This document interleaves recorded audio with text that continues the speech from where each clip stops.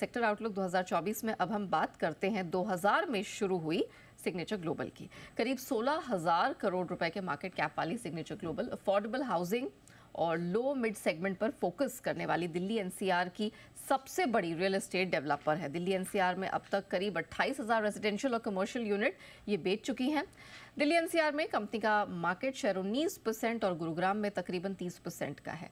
अब साल 2024 में ग्रोथ को लेकर कंपनी का क्या इरादा है, किस प्रकार की प्लानिंग है, नए प्रोजेक्ट, नए शहरों में विस्तार की किस प्रकार की योजनाएं हैं, इन सब पर हम मैनेजमेंट से ही बात करेंगे। साथ ही नए साल के लिए रियल एस्टेट सेक्टर का ओवरऑल आउटलुक कैसा लग रहा है, कौन से महत्वपूर्ण ग्रोथ ड्राइवर्स हैं जिस पर इस सेक्टर को लेकर हम नजर रखने वाले हैं, इन सब पर ज्यादा बातचीत के लिए हमारे साथ जुड़ चुके हैं कंपनी के फाउंडर और चेयरमैन प्रदीप अग्रवाल जी।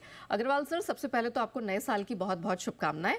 सबसे पहले तो मैं यही जानना चाहूंगी, ये जो मौजूदा वित्त वर्ष है इसके जो 9 महीने रहे हैं वो प्री सेल्स के लिहाज से आपके लिए सबसे बेहतरीन कुछ महीने साबित हुए हैं, तो क्या कारण रहा है इसके पीछे और इस तरह के नंबर्स के पीछे का ड्राइविंग फैक्टर्स क्या साबित हुए हैं? नेहा जी नमस्कार। सबसे पहले तो आपको और आपके दर्शकों को इस नए साल की बहुत बहुत शुभकामनाएं। धन्यवाद सर। और मैं उम्मीद कर रहा हूं जैसा 2023 रहा उससे भी ज्यादा बेहतर 2024 रियल एस्टेट के लिए रहे, क्योंकि आप ये देखिए कि जो कोविड के बाद घरों की डिमांड है वो बहुत ज्यादा बढ़ी है। जो सिग्नेचर ग्लोबल ने भी अभी जो 9 मंथ के रिजल्ट्स दिए हैं उसमें भी वो कहीं ना कहीं वो चीजें नजर आ रही, क्योंकि अक्रॉस द सेक्टर डिमांड है। क्योंकि जैसा आपने कहा कि हम लोग मिड इनकम हाउसिंग पर फोकस करने वाली कंपनी है, लेकिन ऑल अक्रॉस द सेक्टर की बात करें तो हर जगह डिमांड है। इस बार प्री सेल्स के अंदर लगभग हमने 41% ज्यादा सेल्स की है ईयर ऑन ईयर बेसिस के ऊपर, और कलेक्शंस भी हमारी बहुत ज्यादा स्ट्रांग रही हैं। लगभग 57% का जंप हमारी कलेक्शंस में आया है।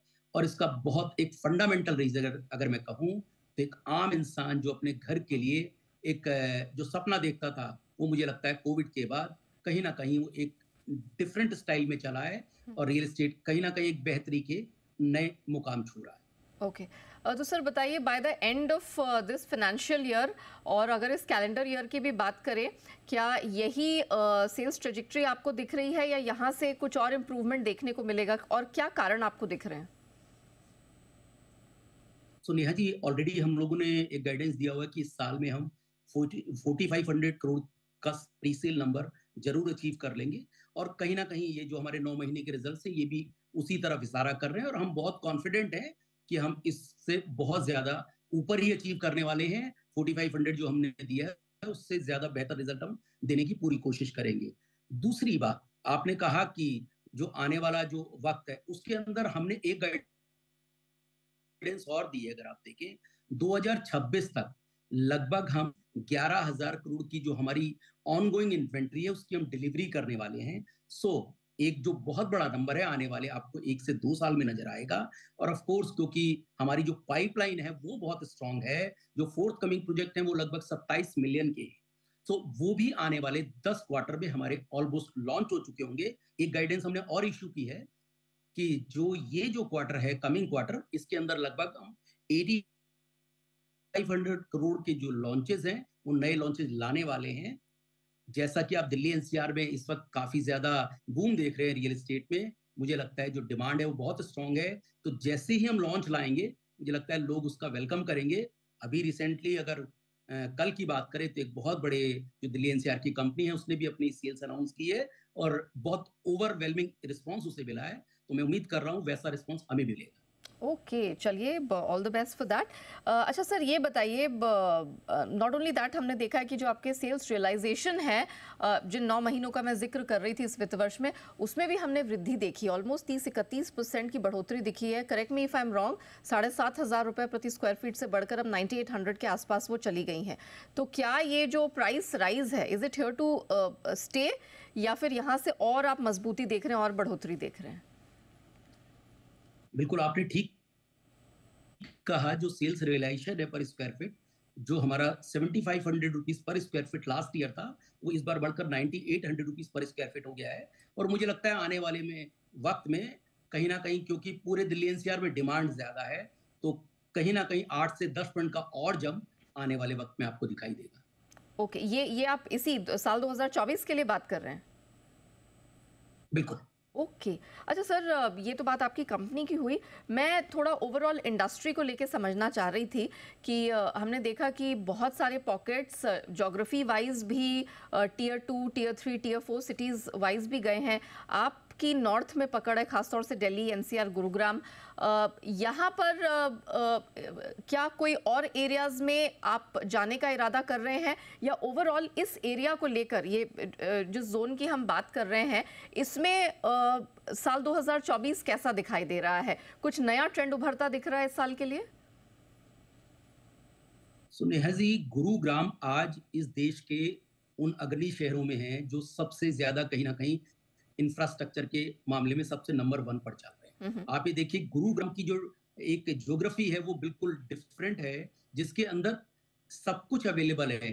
बेस्ट इंफ्रास्ट्रक्चर यहाँ पर है, बेस्ट में जो जितने भी जॉब की अपॉर्चुनिटीज हैं वो सबसे ज्यादा बेहतर गुरुग्राम में है। हम्म। और एक रिपोर्ट के मुताबिक अगर मैं कहूँ, तो अभी जीडीएमए की एक रिपोर्ट थी जिसमें बताया गया था कि आने वाले 2041 तक यहाँ की जो पॉपुलेशन है वो बढ़कर लगभग 50 लाख से ज्यादा होगी। हम्म। इसका एक बहुत बेसिक रीजन है, इंफ्रास्ट्रक्चर बहुत बेहतर हुआ है, सोशल इंफ्रा यहाँ पर बहुत बेस्ट है। और आप ये देखिए कि 500 फॉर्चून कंपनी जो हैं उनमें से 2250 के ऑफिसेज यहाँ पर हैं। हम्म। तो ऐसे में जो भी जितने भी जॉब क्लास लोग हैं, जितने सैलरीड क्लास लोग हैं, जी। उनके लिए ये एक आइडियल शहर है। आप ये देखिए, हमारे भी पोर्टफोलियो की अगर मैं बात करूं हम्म। तो मोर देन 75% ऐसा जो हमारा कस्टमर है वो सैलरीड क्लास है। जी। सो अगर पर्टिकुलर सेक्टर यानी पूरे इसकी बात करें, गुरुग्राम या सराउंडिंग का गुरुग्राम की, हम्म। इस वक्त जो डिमांड है वो बहुत ज्यादा है। ओके। और हम लोग भी पर्टिकुलर इसी गुरुग्राम और सराउंडिंग का गुरुग्राम में ही काम कर रहे हैं।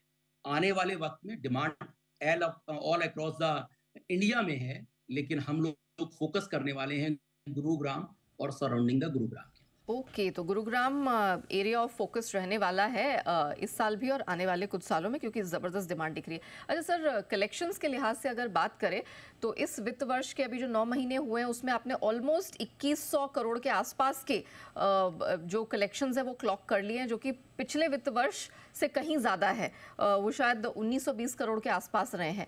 तो नए वित्त वर्ष के लिए कंपनी के क्या कलेक्शन का यहाँ पर आपको फोरकास्ट लग रहा है? किस तरह का ग्रोथ ट्रेंड यहाँ पर दिखाई दे रहा है? तो नेहा जी, इस बार की जो कलेक्शन है अगर मैं उसकी बात करूं तो इस बार का हमारा जो कलेक्शन टारगेट है वो 2900 करोड़ रुपीस का है, ओके। जो आराम से हम अचीव कर लेंगे। अगर आप हमारी पूरा एक पिछले ईयर्स का देखें तो जितना प्री सेल नंबर हम अचीव करते हैं उसका 80% हमारा कलेक्शन होता है। तो अगर इस बार का प्री सेल नंबर हमारा 4500 करोड़ होगा तो उसका 80% हम कलेक्शन मिनिमम कर लेंगे। अच्छा। और हम, मुझे लगता है, बहुत इजीली वो टारगेट अचीव कर लेंगे। इस बार 2900 कर रहे हैं तो ऑफ कोर्स अगले साल कम से कम 3600 करोड़ से ज्यादा का हमारा एक कलेक्शन रहने वाला है। आपने कलेक्शंस को लेकर यहाँ पर बहुत ही दमदार कॉन्फिडेंस पेश किया है। अब मैं जानना चाह रही थी कि कंपनी के अपकमिंग प्रोजेक्ट्स कौन से हैं, कौन कौन से प्रोजेक्ट्स यहाँ पाइपलाइन में हैं, और ऑफ कोर्स किस तरह का पोटेंशियल वहाँ से अनलॉक होता हुआ दिखाई दे रहा है इस साल? तो जैसे मैंने कहा कि जो इस वक्त द्वारका एक्सप्रेसवे है वो एक बहुत बड़ा चर्चा का विषय बना हुआ है, और आने वाले किसी भी मंथ में फ्लैग ऑफ होता हुआ दिखाई देगा आपको। एक आने वाले वक्त में इसी क्वार्टर के अंदर हम सेक्टर 37D जो बेंगन द्वारका एक्सप्रेसवे है उसके ऊपर लगभग 3 मिलियन का एक प्रोजेक्ट हम लॉन्च करने वाले हैं। मुझे लगता है उसके अंदर एक बहुत बेहतर डिमांड निकल कर आएगी। दूसरा एक प्रोजेक्ट जो हमारा सेक्टर 71 SPR पर है, उसको भी हम उम्मीद कर रहे हैं कि इसी क्वार्टर के अंदर हम लॉन्च करेंगे। जैसा कि मैंने आपको कहा कि लगभग 8500 करोड़ रुपए के प्रोजेक्ट जो हैं वो हम इस क्वार्टर में लॉन्च करने वाले हैं। और ऑफ कोर्स डिमांड बहुत ज्यादा है, तो मैं बहुत कॉन्फिडेंट हूं कि रिस्पांस जो है वो कहीं ना कहीं बहुत बेहतर मिलने वाला है। ओके। सर, वैसे तो आप अफोर्डेबल हाउसिंग स्पेस में फोकस करते हैं, लेकिन मैं ओवरऑल समझना चाह रही थी लग्जरी सेगमेंट, क्योंकि इस सेगमेंट ने रियल एस्टेट स्पेस में काफ़ी अच्छा प्रदर्शन दिखाया है apart from other segments and sectors. मैं जानना चाह रही थी कि क्या वहाँ पर किसी प्रकार का फोकस आपका कभी आने वाले सालों में रहेगा, और ये साल गोइंग फॉरवर्ड कैसा दिखाई दे रहा, अगर आप एक सेक्टर वाइज कुछ आइडिया दे सकें? सो बिल्कुल आपने कहा जो sector wise all across the sector demand है, चाहे मिड इनकम हो या लग्जरी हो, अफोर्डेबल, तीनों सेक्टर्स के अंदर डिमांड बहुत ज्यादा है। लेकिन फर्क क्या है कि जो हम लोगों का एक फोकस रहता है वो मिड इनकम और अफोर्डेबल को लेकर ज्यादा रहता है। कंपनी ने, जैसा आपने बताया, लगभग 28,000 से ज्यादा हम यूनिट अभी तक लॉन्च कर चुके हैं, सेल कर चुके हैं, और ऑलमोस्ट हम आने वाले 2026 तक उसको सबको डिलीवरी भी कर चुके होंगे। सो हमारा जो फोकस है आने वाले वक्त में इस मिड इनकम हाउसिंग पर ही रहने वाला है, क्योंकि नॉर्मली आप देखिए कि अगर इस सेगमेंट की बात करें तो दिल्ली एनसीआर में सिग्नेचर ग्लोबल ही एक ऐसा प्लेयर है जो सबसे ज्यादा डोमिनेट करता है, और कहीं ना कहीं उसका एडवांटेज हमें मिलता है। क्योंकि आप अगर लग्जरी सेगमेंट में जाते हैं तो वहां एक आप कंपटीशन मिल सकता है, हाँ। क्योंकि इट्स ऑलरेडी बड़े बेहतर प्रोजेक्ट्स के साथ आते हैं, और सिग्नेचर ग्लोबल मिड इनकम में काम कर रहा है, तो मुझे लगता है हमारे लिए एक सेफ भी प्लेस है, और प्रॉफिट मार्जिन के एंगल से भी कहीं ना कहीं मुझे लगता है एक बेहतर प्लेस है। और रही बात सेक्टर की, तो मैं सेक्टर को लेकर बहुत बुलिश हूँ नेहा जी। ये 2023 के अंदर अनलॉक हुआ है। आप ये मान के चलिए जो जर्नी है ये 5 से 7 साल की है।